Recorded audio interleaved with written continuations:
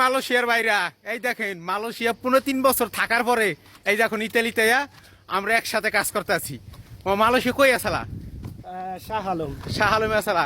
আচ্ছা, মালয়েশিয়া ভালো না ইতালি ভালো, এটা একটু কও দি। মামা মালয়েশিয়া হচ্ছে আরব কান্ট্রি, আর ইতালি হচ্ছে ইউরোপ কান্ট্রি, অবশ্যই ইতালি ভালো। এই বেতন কোন জায়গায় ভালো পাও, বেশি পাও? মামা এটা নর্মাল, এটা ইতালি বেশি। তো আসলে ইতালিতে আসা যায় বুঝছেন, বৈধভাবে আসা যায়।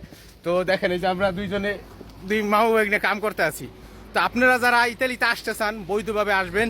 আর একটা কথা বলে দেই আপনাদের, আমার নামে অসংখ্য ফ্যাক আইডি আছে। আমি কিন্তু ইতালিতে লোক আনি না। যেই বলবে আমি হাবিব, তার সাথে কোনো প্রকার টাকা পয়সা লেনদেন করবেন না।